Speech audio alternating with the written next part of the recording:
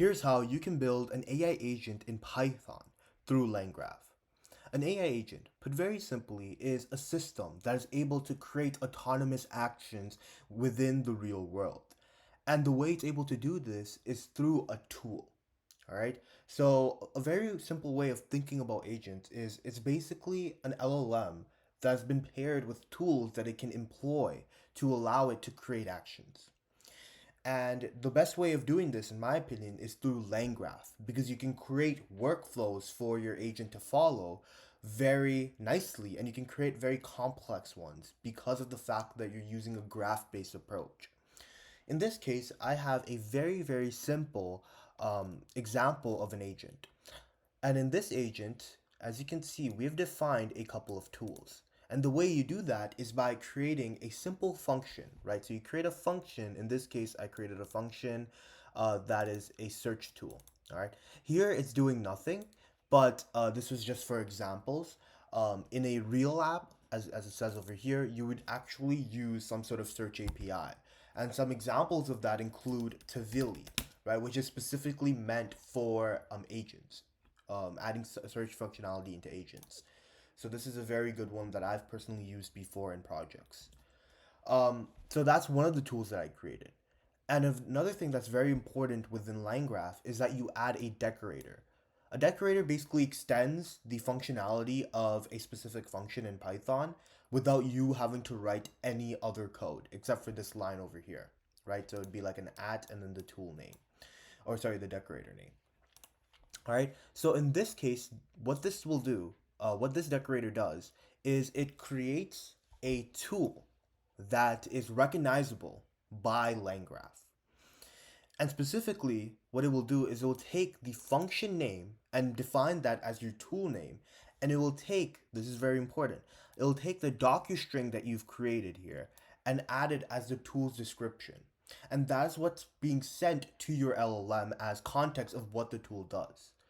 So that is to say, it's very important as to what sort of thing you write here, right? You don't want to write something like this where it's like just one sentence. It doesn't really provide that much context as to what the tool does or its significance, because then your LLM will suffer in trying to understand what the tool is and when to use it, right? Because again, your LLM, which is, your Chat GPTs, your Anthropic models, your Gemini models, they act as this decision layer within your agent.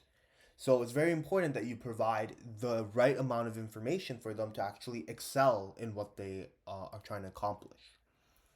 In this case, though, we only have one tool. That's fine. You could have a multitude of tools, and you should usually have more than one tool. But in this case, it's just an example, so it's completely okay. Now, the next thing, and this is something that's really cool about LangGraph, is that it's actually stateful. So the major limitation that many LLMs, actually most LLMs have, is that they work in isolation. And that is to say that they cannot grasp or understand the context that has happened prior, right? So what this state does is it allows you to have basically a shared data, right? In this case, we've defined that shared data as just messages which have been previously sent, but you can add any sort of data which is always sent to each of your nodes within your graph, right? So remember, it's a graph-based approach as to how the workflow is going to work. So you do need to know a little bit about graph theory, but each of these nodes are essentially components within your agentic system. And each one of them will have the same exact state. And the structure of that state, the actual things within that state, are defined by a class that you make, right? And specifically, it's a typed dictionary. Typed in this case just means that you're adding a specific data type, and the dictionary is basically sort of like JSON. It's a key value data structure. All right. So that's sort of what's happening here. We're just defining sort of what structure of the state is going to be sent to each of these nodes, and that acts as sort of our collective data that'll be shared throughout the execution of your workflow. Then we have defining a node. So as I said, this graph that we're going to build is going to have multiple components which are ran, and these are known as nodes. And so the one that we have here is just one, which is just run model. You could name it whatever you want. It's just a function. And it does something. It does some sort of logic, right? It runs some sort of logic. In this case, all it does is it, first of all, instantiates a model through the chat OpenAI, which is from LangChain, right? So it's over here. And it takes in a model of GPT 3.5 Turbo. On second thought, I could have used a more modern LLM, which is still pretty cheap, like maybe GPT 4.0 mini. But that's fine, doesn't really matter. It's just for testing. And then the temperature is really just like the randomness that you want in your output. So this is like the most logical, non-creative sort of outputs that you'll get from the LLM, right? Because within the structure of the transformer, which is like the underlying technology of LLMs, um, there is like this sort of randomness that's added to it predicting what next sort of chunk of text it should say, or it should generate. But when you make the temperature of 0, it will only give the most logical, most predictable one, not adding sort of that randomness. Again, that's like a separate topic, so I just give you sort of like a brief brush through or overview about it, because it's right in here. But yeah, you don't need to add that necessarily for this to work. And then here, what we're doing is we're taking that model that we've just built using the LangChain class, and we're actually binding our tools. So we create an array, right? You could put this as a variable for readability. So I could just take this over here, right, and maybe put it on second thought now, put it as a variable of an array, which I'll call available, if I can spell, available tools, which includes that, and then that's what I pass into here, right? And I'll just add a space here. Okay, so anyways, going back there, yeah, so going back there, basically you create a list or an array of all the available tools. In this case, we only have one, and the thing that you actually pass in is the function that that tool is associated with, and then you bind that using this helper function within the uh, LangChain uh, object that you've built over here. You can actually bind your model, which is the LLM, to all of the available tools. So now the model is aware of the existence of said tools. But you're not actually done within actually building your graph, because right now we haven't even started building the graph yet, let alone compiling it or invoking it. We've only worked on defining all the components that the graph will use. So the tool will actually have to be another node. It's called a tool node, right? Um, so like it's over here, defined over here, right? So you actually need to use this class of tool node and actually define a tool node, which is ironically the next thing we're doing, right?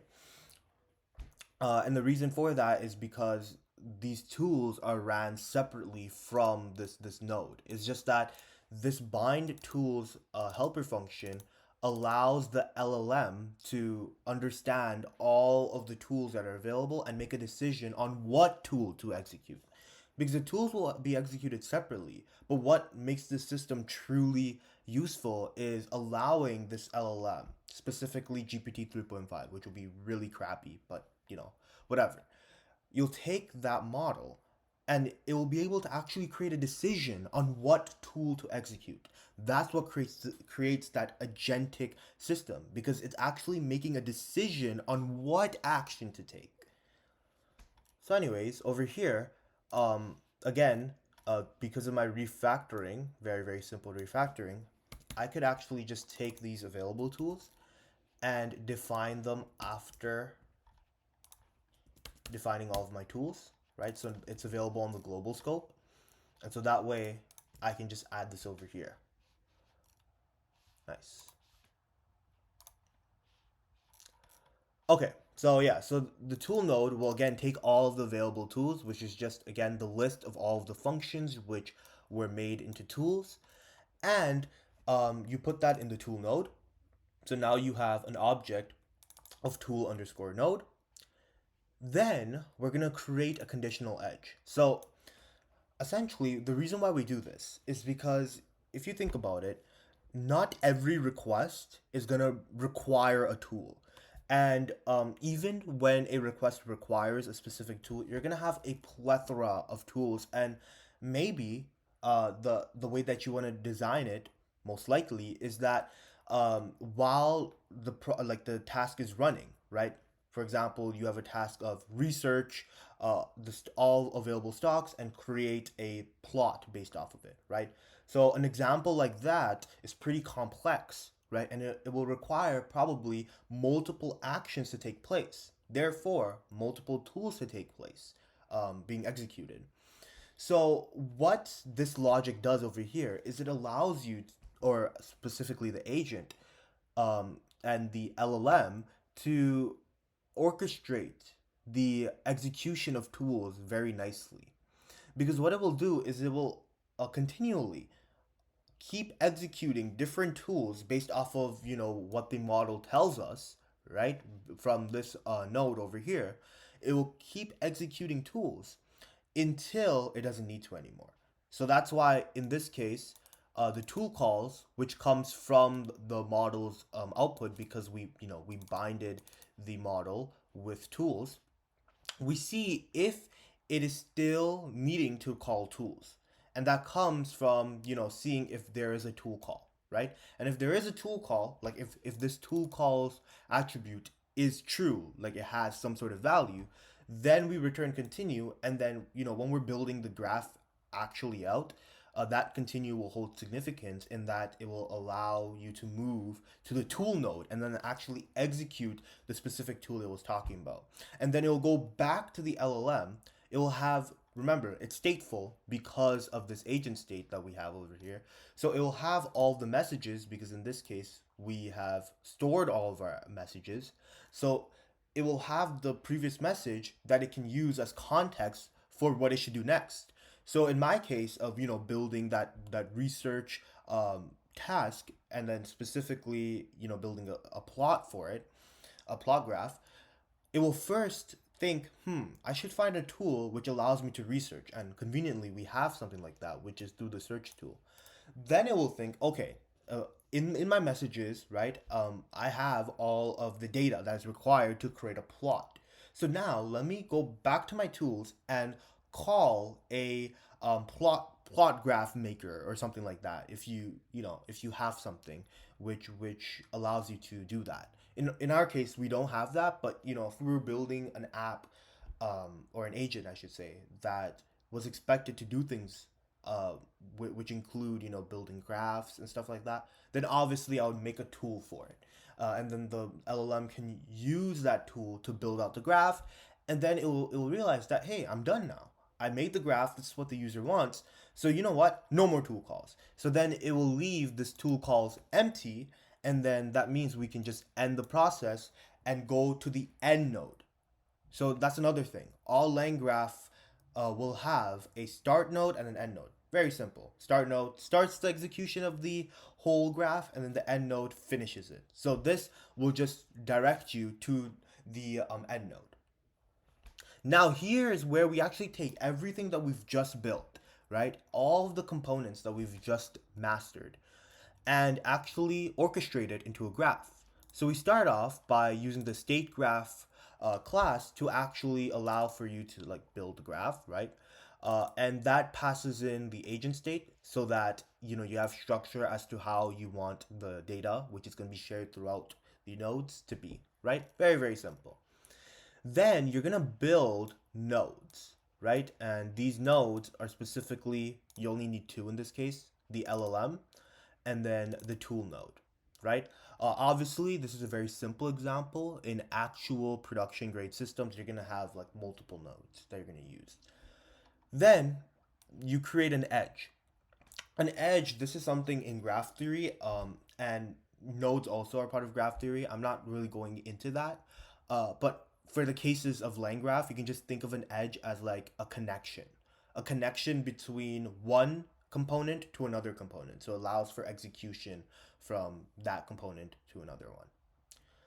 So in this case, we're gonna start from like the start node. So as soon as we invoke this node, this graph, excuse me, we're obviously gonna start off with the start node, and then that will take us to the LLM. So then the LLM node will run, which just runs this function over here, right? Um, and after that, we create a conditional edge. So this is another type of edge, and it's essentially sort of like an if statement, right? An if statement for the execution of nodes. Basically, what it says is that, you know, we're gonna start off at the LLM node, right? Because that's the starting point of this relation or this connection, and then we're gonna see should we continue. So based off of the output of the LLM node, right, which comes from, these results, which will include or not include a tool call, should we continue? So then that runs this logic here, which checks, whether we should continue or not. And remember that this function, or, the second place, or I should say the first place, first index position, uh, it should always be a Boolean value. It should either be a true or false value, or else this conditional edge won't work. So, if continue is true, right? So remember, it returns continue or it returns end. So those are your two true or false sort of values. So really what I mean is that you should include not necessarily Boolean values. I shouldn't have said that. Not necessarily Boolean values, but rather more of like a deterministic values, right? That's what I meant. You need to include some sort of values that are like expected or predictable based off of some sort of condition. So in this case, we have continue, which will, if there is a tool call, then we return continue, and that will then run the tools node. Okay, so that's what this does. So this dictionary over here basically states the different outcomes that you can have based off of, your should continue a logic. And, if there are no tool calls, then we end the process. So then we call just the end node, which is, just something that comes from LangGraph, and will end the process. And this edge over here happens so that, after the tool's execution, right? So if this LLM node decided that, hey, I do need to call a tool, and, it specifies that LangGraph handles all of that for you. So it specifies it, and you got it, right? So then what you will do is you'll take that tool, right? And you'll loop back to the LLM. And that's what this edge does over here. It'll go to the tool, and once the tool finishes executing, right, it will go to the LLM. Because remember, it creates a connection from the tools to the LLM. And then the LLM can restart this process. But now, because we have updated the messages, and that happens through, returning a dictionary of messages with the updated result, and since over here we have operator.add, it will just add this to our specific list. We now have that context of the previous interaction, and it can use that to determine whether a tool call is warranted, and it needs to create further action. Here we just compile, very, very simple, so that, it's actually built out, it's ready to be used, and that's in the app variable. So then now we can just invoke that, which happens over here.